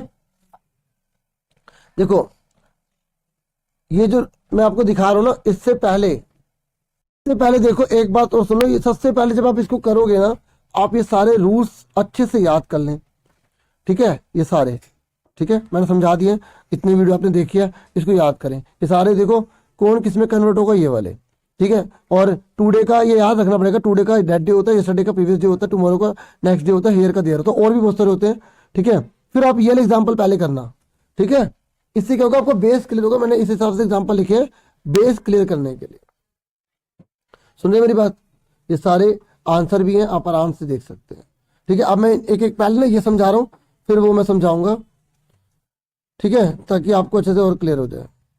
देखो ये लिखा, राजू सैड टू मोहन, ठीक है, तो Raju said to Mohan Harshit is not going to school, तो इसका आंसर क्या आएगा, मैंने आपको रूल समझाया, राजू का राजू आ जाएगा, सैड टू की जगह क्या लगा देंगे हम, टोल्ड लगा देंगे, ठीक है, मोहन का मोहन आ जाएगा, इन्वर्टेड कॉमा की जगह क्या लगाएंगे, फुल स्टॉप पे तो डेट लगा देंगे। हर्षित थर्ड पर्सन है, थर्ड पर्सन कोई चेंज नहीं होता ना, थर्ड पर्सन में कोई चेंज नहीं होता, ये देखिए, ये देखिए थर्ड पर्सन जो होते हैं उनमें नो चेंज, ये लिखा एन फॉर नो चेंज, ठीक है। तो हर्षित थर्ड पर्सन है तो नो चेंज आएगा। मैं इसमें 5 एग्जांपल आपको बता देता हूँ, ठीक है, जिससे कि आपको क्लियर हो जाए, बाकी आप खुद इसे पढ़ लेना, ठीक है। तो आप यहाँ देखिए हर्षित का, अब यहाँ पे इसका क्या कर देंगे, ये पास्ट में है ना, तो इसको भी पास्ट में बदलना पड़ेगा। ये कौन सा सेंटेंस है, प्रेजेंट कंटिन्यूस, तो किससे बदल जाएगा, पास्ट कंटिन्यूस में बदल जाएगा। तो इसका क्या हो जाएगा, वास, हर्षित लड़का एक ही तो है, तो वास सिंगुलर के साथ सिंगुलर आता है, प्लूरल के साथ प्लूरल आता है, ठीक है। तो गोइंग टू स्कूल बाकी सारा सेम उतर जाएगा, आप आंसर देख सकते हैं, ठीक है। ये देखिए, ये देखिए, ठीक है। अब मैं ना जो मैंने क्वेश्चन आंसर साथ साथ नोट कर रखे ना, वो समझा देता हूँ, ताकि ऊपर नीचे ना करना पड़े। देखो आई का आई आ गया, यहाँ पे देखिए फुल स्टॉप लगा हुआ है, देखिए फुल स्टॉप है ना, तो सैड टू की जगह टोल्ड लगाया, इन्वर्टेड कॉमा की जगह दैट लगा दिया। अब यहाँ पे यू है, अभी मैंने पहले भी समझाया था, है ना, तो यू क्या बच्चों, ऑब्जेक्ट है, सेकंड पर्सन है, यू क्या सेकंड पर्सन, तो ऑब्जेक्ट को देखेंगे ना, यू का यू आ गया। और ये किसमें है, सेंटेंस किसमें है, प्रेजेंट, बोलिए प्रेजेंट कंटिन्यूस, तो पास्ट कंटिन्यूस में बदल गया, ठीक है। यू आर का वर हो गया, क्योंकि यू के साथ वर लगता है, वास नहीं लगता, नॉट गोइंग वेल। एक एग्जांपल और देखो, you said to me I like my mother, तो यू की जगह यू आ गया, सैड टू की जगह क्या लगा देंगे, टोल्ड, ठीक है। सैड टू की जगह क्या लगाएंगे, टोल्ड, क्यों लगा रहे हैं टोल्ड, क्योंकि फुल स्टॉप लगा हुआ है, फुल स्टॉप आया तो टोल्ड लगाना है। और मी का मी, सैड टू की जगह मी आ गया, टू मत लगा देना है दोबारा से, ठीक है। और आई है, आई क्या बच्चों, फर्स्ट पर्सन, तो फर्स्ट पर्सन तो पहले को देखना है, पहला क्या यू, तो यहां पर भी यू हो जाएगा। और यहाँ पे ये अब बताइए सेंटेंस कौन सा है, लाइक का, प्रेजेंट इंडेफिनिट है ना, तो पास्ट इंडेफिनिट बदल जाएगा, लाइक का लाइक्ड हो जाएगा। अब माई है, माई भी कौन है, फर्स्ट पर्सन, फर्स्ट पर्सन तो पहले वाले को देखना है, फर्स्ट पर्सन है, तो मैं बार बार कह रहा हूं कि ये फर्स्ट पर्सन सेकंड पर्सन है, ये देखिए, ये आपको ये याद करना है। अगर फर्स्ट पर्सन है तो पहले वाले को देखना है, सेकंड है तो बाद वाले को देखना है, ठीक है। और अगर ये आते तो नो चेंज, वही सेम उतार देना है। ये अगर आपको याद हो गया अच्छे से तो आप आराम से कर लेंगे, ठीक है। समझ में आ रहा है आपको, क्लियर हो रहा है। तो यहां पर माई का यू है, तो यहां पे यूर हो जाएगा, क्योंकि आपको देखो दैट यू लाइक्ड, यू नहीं होता, यू लाइक योर मदर होता है, ठीक है। तो आपको पॉजेसिव भी याद रखनी पड़ेगी। आपको पता पॉजेसिव क्या होते हैं, देखो एक सब्जेक्ट होता है, एक ऑब्जेक्ट होता है, पॉजेसिव होता है। जैसे आई का ऑब्जेक्ट क्या होता है, मी, पॉजेसिव होता है माई। तो जब अधिकार की बात की जाती है तो हमें वो भी ध्यान रखना पड़ता है। ही का क्या होता है, ऑब्जेक्ट क्या होता है, ही का, हिम, लेकिन पॉजेसिव में हिज हो जाता है। ये आपको पॉजेसिव भी पता होने चाहिए, ठीक है। चलो, तो उसके बाद आगे मदर का मदर उतर जाएगा, ठीक है। अब देखो एक एग्जांपल और देखो, जब आप 15-20 एग्जांपल करते हैं ना तो आपको क्लियर हो जाता है। ठीक है, देखो दे टोल्ड मोहन दैट, ये तो आंसर ही पढ़ दिया मैंने, तो यहाँ पे आंसर ही आंसर है, नीचे ऊपर क्वेश्चन थे, तो बच्चों इसमें ज्यादा हो जाएगा। अब हम वापस वर्कशीट पे चलते हैं। पॉजेसिव अधिकार की बात होती है, जैसे ये मेरा है मतलब माई, ठीक है, और यूर मतलब तुम्हारा, इस तरीके से। ठीक है, अब देखो और कौन से बच्चे फटाफट इनको कर लेते हैं। The teacher asked me do you want to go to college, कि टीचर ने मुझसे पूछा कि क्या तुम कॉलेज जाना चाहते हो। ठीक है, तो यहाँ देखो क्वेश्चन मार्क है ना, तो यहाँ पे इफ लगा दिया। इफ क्यों लगा बच्चों, क्योंकि हेल्पिंग वर्ब से है, हाँ या ना। और अब देखो यू कौन है, ये यू कौन है, टीचर या मी, बताओ कौन है। हाँ वेरी गुड, यू जो है वो है सेकंड पर्सन, और जब सेकंड पर्सन होता है तो बाद वाले को देखते हैं, हाँ या ना, बाद वाले को देखेंगे ना सेकंड पर्सन में।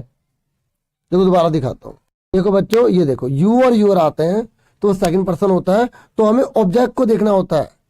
ठीक है, आई माई वी अवर अस आता है तो हमें किसको देखना होता है, सब्जेक्ट को देखना होता है। ठीक है, ठीक है, क्लियर हो रहा है।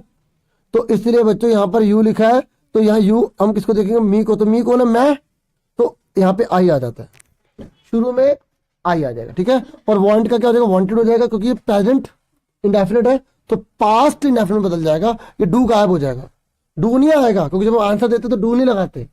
तो I wanted to go to college, बाकी सारा सेम आ गया। अब एग्जाम्पल और देखो, देखो ये कह रहे would you mind waking me up early, मतलब क्या तुम मुझे, अब आगे देखिए नेक्स्ट है would you mind waking me up early please.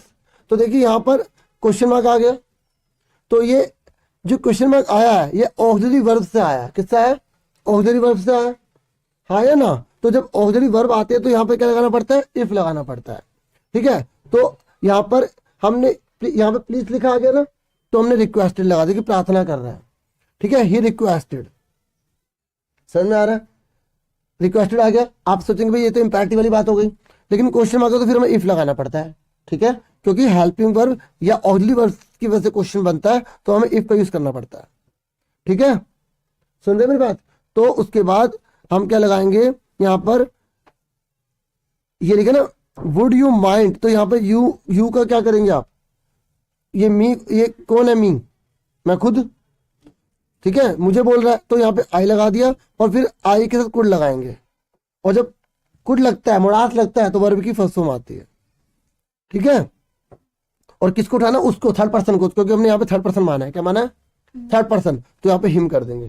थोड़ा सा इसमें है कि आपको उसकी हिंदी समझ में आएगी ना तो आप उसे बेटर कर पाएंगे। जैसे लिखा please put out the light, कृपया करके लाइट को क्या कर दीजिए, पुट आउट कर दीजिए। तो देखिए यहाँ पे फुल स्टॉप लगा हुआ है और यहाँ प्लीज भी लिखा आ गया, तो ये इंपेरेटिव हुआ नहीं हुआ, तो यहाँ पर आप टू लगाएंगे। और पुट आउट का मतलब कहता है बुझाना, कि वो कह रहे प्लीज लाइट को बुझा दीजिए, ये कह रहा है, तो आप यहाँ शी भी लिख सकते हो, ही भी लिख सकते हैं। ठीक है, ही रिक्वेस्टेड मी, ये अपने आप लिखना पड़ेगा कि उसने मुझसे प्रार्थना करी। ठीक है, ही रिक्वेस्टेड मी या शी रिक्वेस्टेड मी, बाकी सारा सेम लिख देंगे टू लगा के, क्योंकि इंपेरेटिव में क्या लगाते हैं, टू लगाते हैं, क्या लगाते हैं, टू। देखिए अब आपको जो वर्कशीट मिली है उसमें जो क्वेश्चन आंसर आपको करने हैं वो ये वाले करने हैं, मैंने आपको शुरू में भी दिखा दिए थे। ठीक है, क्योंकि इन बच्चों को सब आंसर चाहिए होते हैं। ठीक है, तो अब मैं इनको समझा रहा हूं। तो देखिए पहला है शी सैड, उसने कहा, और मैं ये उम्मीद करूंगा आप पहले खुद ट्राई करेंगे। She said I went to museum with my friends yesterday. देखिए बच्चों आप फटाफट बताइए, सैड लिखा तो सैड ही लिखते हैं, मैं आपको रूल दिखाता हूँ। ठीक है, मुझे उम्मीद है मैं आपको पका नहीं रहा हूँ, पूरी कोशिश कर रहा हूँ कि आपको अच्छे तरीके से समझा दूँ। देखिए ये सैड किसी का सैड रहता है। ठीक है, ये वाला रूल हम अप्लाई करते हैं सबसे पहले। ठीक है, मैं अच्छे से बता चुका हूँ इसके बारे में। और उसके बाद मैंने आपको बताया था, ये आपको ध्यान में रखना होता है कि अगर पास्ट में आ जाता है तो हमें एक कदम छोड़ के आगे बढ़ना होता है। पास्ट इंडेफिनिट आता है तो पास्ट परफेक्ट में बदलना पड़ता है, हाँ या ना, ये रूल बताए थे ना मैंने, तो वही हम इसको अप्लाई करेंगे अब। ठीक है, तो आप इसका क्या कर देंगे, देखिए शी सैड आ गया सन में, फुल स्टॉप लगा तो यहाँ पे क्या लगाएंगे, दैट लगाएंगे, क्लियर हो गया। ठीक है, अब मुझे बताइए यहाँ पर क्या लिखा है, आई, आई क्या फर्स्ट पर्सन है, सेकंड पर्सन है, थर्ड पर्सन है, फर्स्ट पर्सन है। ठीक है, वेरी गुड। तो फर्स्ट पर्सन है तो पहले वाले को देखते हैं। पहले वाले लड़की लिखा तो यहाँ पे शी कर देंगे, और यहाँ पे क्या लगा है, पास्ट इंडेफिनेट। और मैंने आपको क्या बताया था, जब पास्ट इंडेफिनेट होता है तो पास्ट परफेक्ट में बदल जाता है, तो वेंट की जगह हैड आ जाएगा और गोन लगा देंगे। वर्ब ये गो की सेकंड फॉर्म है ना वेंट, तो यहाँ पे गोन कर दिया। बाकी टू म्यूजियम विद माई, फिर माई आ गया।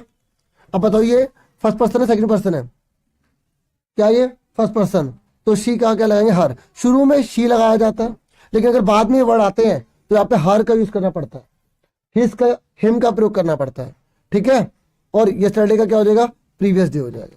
समझ में आ गया। देखो मैं पूरी कोशिश कर रहा हूँ कि आपको अच्छे से आ जाए। तो शी सेड दैट, उसने कहा था, she had gone to the museum with her friends the previous day, कि वह जो है जा चुकी थी, कब कहाँ जा चुकी थी, म्यूजियम में जा चुकी थी अपने फ्रेंड के साथ, ठीक है, कल। तो हम लिखेंगे बीते दिन जा चुकी थी। नेक्स्ट देखिए, they said we have never been to Singapore, उन्होंने कहा कि हम कभी सिंगापुर नहीं गए। तो यहाँ दे के अगर दे लगाएंगे, फुल स्टॉप लगा हुआ है तो डैट लगा देंगे, इन्वर्टेड कोमा है तो इन्वर्टेड कोमा की जगह डैट लगा देंगे। अब मैंने बता देना, देखो फुल स्टॉप आता है तो क्या लगाते हैं, डैट लगाते हैं, हाँ या ना, आ रहा है समझ में। उसके बाद वी है, यहाँ पर क्या वी, अब वी फर्स्ट पर्सन है ना, तो क्या लगाएंगे, यहाँ पे दे लगाएंगे। हैव का क्या हो जाएगा, हैड। नेवर का नेवर, बीन का बीन, टू का टू, सिंगापुर का सिंगापुर। समझ में आ गया। आगे देखिए नेक्स्ट, निशा आस्क्ड, निशा ने पूछा, how much pocket money does Reema get, कि जो रीमा है ना उसको कितनी पॉकेट मनी मिली थी। तो अब आप देखेंगे या निशा का निशा आस्क था, आस्क लिखा हुआ है। डब्ल्यू फैमिली मैंने कहा था जब आते तो आस्क लगाते हैं, और इन्वर्टेड कोमा में क्या लगता है, कुछ भी नहीं लगता, क्या कुछ भी नहीं लगता। मैं दिखाता हूँ दोबारा, देखिए क्रॉस लगा रखा है, इन्वर्टेड कोमा जब हो तो कुछ भी नहीं लगाते, ठीक है, समझ में आ रहा है, ठीक है। तो हाउ मच पॉकेट मनी, और डस का डिड हो जाएगा, डिड रीमा गॉट, ठीक है, समझ में आ गई, क्लियर हो गया। आगे समझ में आपको, आगे देखिए next, I said to my brother please charge the laptop, request कर रहे हैं ना बच्चों, तो ये क्या हुआ, इंपेरेटिव हुआ, क्या हुआ, इंपेरेटिव। फुल स्टॉप है तो आप ये मत सोचना कि इन्वर्टेड कोमा में दैट लगा देंगे। आपको देखना है कि फुल स्टॉप दो तरीके से होता है, कि फुल स्टॉप दो तरीके से होता है, एक तो सिंपल जिसमें पॉजिटिव नेगेटिव आता है, दूसरा इंपेरेटिव। आपको सेंटेंस पहचानना होगा। क्वेश्चन मार्क दो तरीके से होता है, हेल्पिंग ऑक्सिलरी या डब्ल्यू फैमिली की वजह से, आपको पहचानना होगा। सुन रहे मेरी बात, आ रहा समझ में, ठीक है। तो यहाँ पर फुल स्टॉप तो है लेकिन प्लीज लगा दिया तो रिक्वेस्ट कर रहे हैं, तो आज रिक्वेस्टेड हो गया, यहाँ पर सेट क्या आ गया, रिक्वेस्टेड आ गया, क्या आ गया, रिक्वेस्टेड माई ब्रदर। उसके बाद क्या लगा देते हैं इंपेरेटिव में, इन्वर्टेड कोमा की जगह टू, बाकी चादर लैपटॉप प्लीज गायब हो जाए। समझ में आ गई, समझ में आ गई। आगे देखिए, रवि आस्क्ड, रवि ने क्या कहा, are you playing football tomorrow, Ravi ने क्या पूछा, क्या तुम कल, आने वाले कल, फ्यूचर वाले कल में, कि फुटबॉल खेल रहे हो। तो अब आप देखिए, आज तो पहले से लिखा हुआ दे दिया, मी लगा दिया। अब यहाँ पे क्वेश्चन मार्क है, किसकी वजह से है, हेल्पिंग वर्ब की वजह से, तो यहाँ पे इफ लगा दिया। अब तक तो आ रहा होगा समझ में, अब तो आ रहा होगा अच्छे से। यू है ना, यू, यू क्या है, सेकंड पर्सन, और जब सेकंड पर्सन आए तो बाद वाले को देखेंगे तो सेकंड पर्सन कौन है, आप खुद हो। और अगर आप बोलो कि आपसे बोल रहे हो तो आप आई लगा दोगे, और आर की जगह क्या हो जाएगा, वास। एक बात और सुन लो, एक बात और सुन लो, जब हम आंसर देते हैं रिपोर्टिंग स्पीच में आंसर देते हैं तो आंसर में हमेशा फुल स्टॉप लगता है, क्वेश्चन मार्क का क्वेश्चन मार्क नहीं लगता।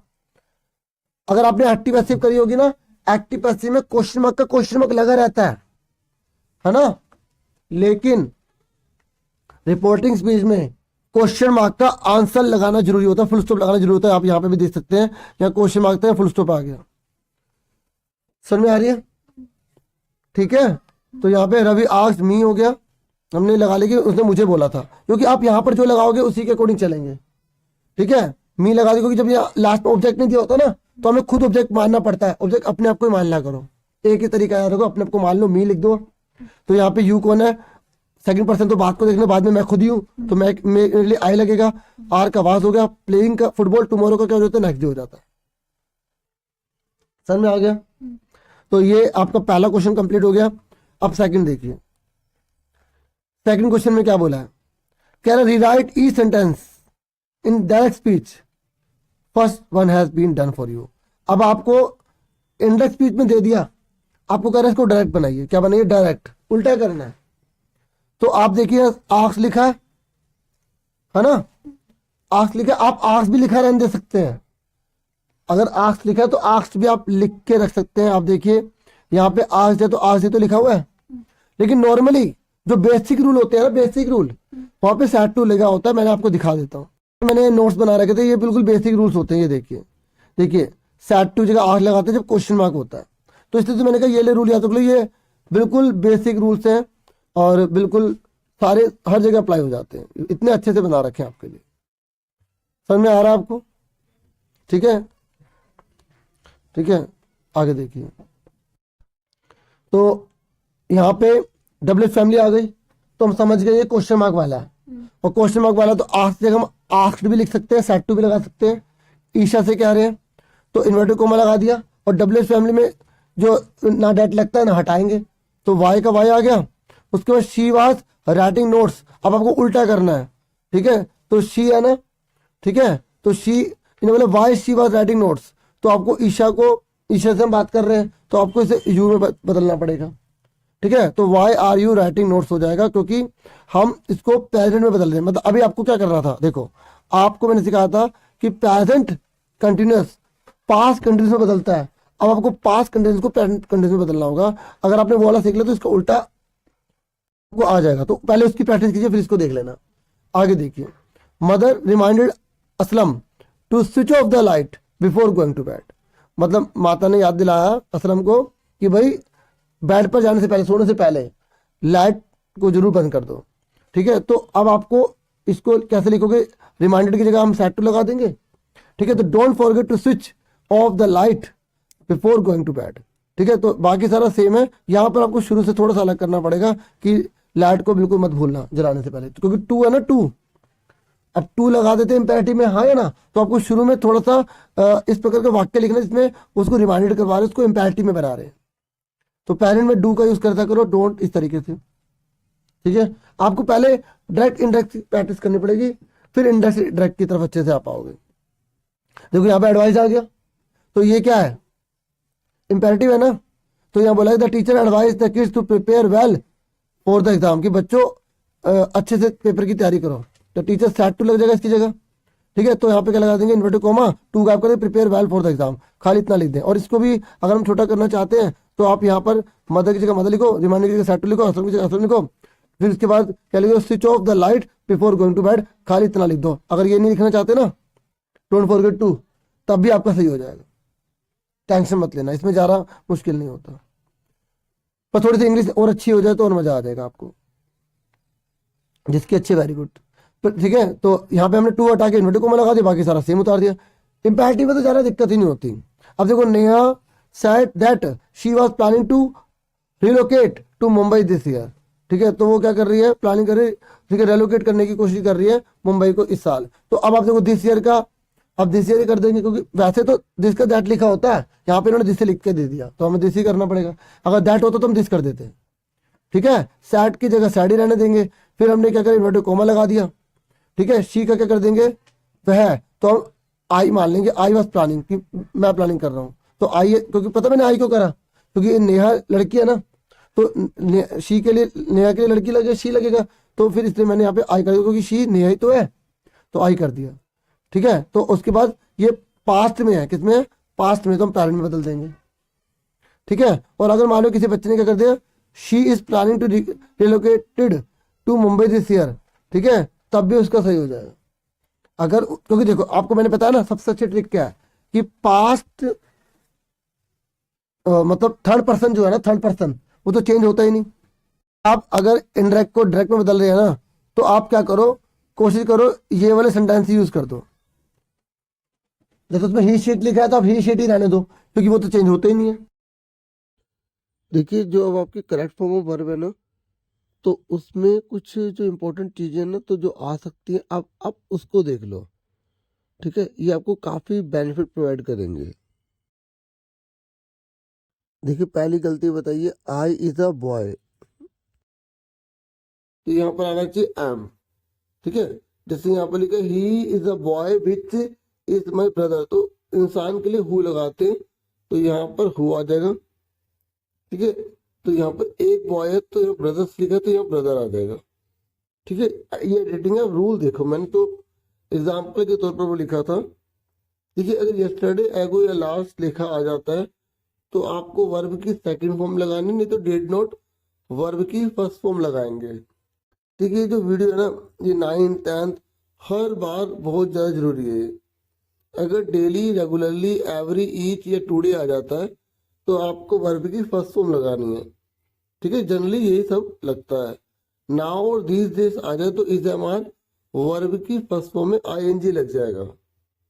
ऑलरेडी, ट्वाइस, थ्राइस ये कंप्लीशन को दर्शाते हैं कि काम कंप्लीट हो गया, तो यहाँ पे हैज वर्ब की थर्ड फॉर्म लग जाएगी। ठीक है, और जब आप ग्रामर करेंगे ना तो ध्यान से करेंगे ना इसको तो आप अच्छे से कर पाएंगे। देखिए, वर्ब की 3 फॉर्म होती हैं, प्ले, प्लेड, प्लेड। आप 4th और 5th भी बना सकते हैं, जैसे आपने आईएनजी लगा लिया, या सिंगुलर के साथ जैसे सिंगुलर आता है ना तो आपने एस लगा लिया। ठीक है, तो 5वें रूल में टुमारो ये नेक्स्ट डे आता है तो विल शैल प्लस वर्ब की फर्स्ट फॉर्म लगाएंगे। अगर डिग्री है तो द लिखा है तो 3rd डिग्री आएगी, 3rd डिग्री लिखी तो द आएगा। जैसे यहाँ पर द लिखा तो 3rd डिग्री। आपने एडजेक्टिव में पढ़ी होंगी ना, पॉजिटिव, कंपैरेटिव और सुपरलेटिव पढ़ा होगा आपने। गुड, बेटर, बेस्ट पढ़ा होगा आपने। ऐसे अगर बिफोर आ जाए तो इससे पहले हैड प्लस वर्ब की थर्ड फॉर्म और बाद में वर्ब की सेकंड फॉर्म लगाएंगे। आफ्टर लिखा आ जाएगा तो बाद में हैड प्लस वर्ब की थर्ड फॉर्म हो जाएगा और पहले वर्ब की सेकंड फॉर्म हो जाएगी। ठीक है, जैसे ये मैं इसका एग्जांपल देता हूँ। The train had left before I came, मेरे आने से पहले जो ट्रेन है वो जा चुकी थी। देखिए, जब टू लगता है तो 99% जो होते हैं वहां पे वर्ब की फर्स्ट फॉर्म लग जाती है, और अगर 4 लिखा है तो वर्ब की फर्स्ट फॉर्म में आईएनजी लग जाता है। और देखिए, मेल है तो ही और हिज ध्यान रखना है, फीमेल है तो शी और हर ध्यान रखना है। मतलब इस तरीके से भी मिस्टेक आ जाती है। ये वाली काफी मिस्टेक आ रही है, देयर और देयर वाली। ऐसे कोई और भी आ सकता है, इस देयर का मतलब वहां और इस देयर का मतलब उनका होता है। बाकी आपको टेंसेस और जो सब्जेक्ट, ऑब्जेक्ट, पॉजेसिव है ये आपको पता होना चाहिए। और टेंस में पास्ट है तो कोशिश करो पास्ट में बताओ। ठीक है, छोटे मोटे ही रूल लिखे हैं। ठीक है, तो आप और भी जहाँ से आपको मटेरियल मिले वहाँ सब करना। जैसे आपको वर्ब की फर्स्ट फॉर्म आएगी अगर उससे पहले मोडास लिखा है तो। ठीक है, और अगर मोडास लिखा है और उसके बी लिखा हुआ है तो आपको ये याद रखना है वहां पर वर्ब की फॉर्म लगेगी। देखिए, करेक्ट फॉर्म ऑफ वर्ब से रिलेटेड छोटी सी वीडियो थी, एक आधा और बता देता हूँ मैं। देखिए, जैसे सिंस या फॉर लिखा आ जाता है तो उससे पहले हमें प्रेजेंट कंटिन्यूअस होता है ना, जैसे एक होता है प्रेजेंट परफेक्ट कंटिन्यूअस, तो हमें उसको लगाना पड़ता है हैज बीन। वर्ब की फॉर्म में फर्स्ट फॉर्म में आईएनजी जोड़ देंगे। जैसे एग्जांपल में बोल देता हूँ, I have been playing cricket for 2 hours, मैं 2 घंटे से जो है फुटबॉल या गेम जो भी आप खेल रहे हो वो आप इस तरीके से लिख सकते हैं। ठीक है, और सिंस और फॉर में आपको पता होना चाहिए अंतर कि सिंस और फॉर कहाँ लगाते हैं। जैसे अगर मैंने बोला मंडे तो सिंस लगाएंगे, लेकिन मैंने बोला 2 डेज तो फॉर लगाएंगे। जो निश्चित है वहाँ सिंस, जो अनिश्चित है वहाँ फॉर लगाएंगे। ठीक है, मैंने बोला 1995 तो सिंस लगाएंगे, लेकिन मैंने बोला मैं तुम्हें 10 साल से जानता हूँ, 10 ईयर से, तो यहाँ पर फॉर लगाएंगे। ठीक है, ये छोटी सी वीडियो थी, होप ये आपके लिए हेल्पफुल होगी। और खूब मन लगा के पढ़ाई कीजिए, बहुत अच्छा पेपर जाएगा। और पैसेज वगैरह अच्छे से करना। ठीक है, जो मैंने आपको बताया था ना कितने मिनट किस क्वेश्चन पर देने हैं, तो वो आप अच्छे से उसको उसी में बैलेंस बना के चलना। ठीक है, और पोएम में पोएट के नेम कर लेना, सेंट्रल आइडिया एक बार पढ़ लेना कि हर पोएम में क्या शिक्षा दे रही है। ठीक है, thank you for watching and listening carefully. Take care students.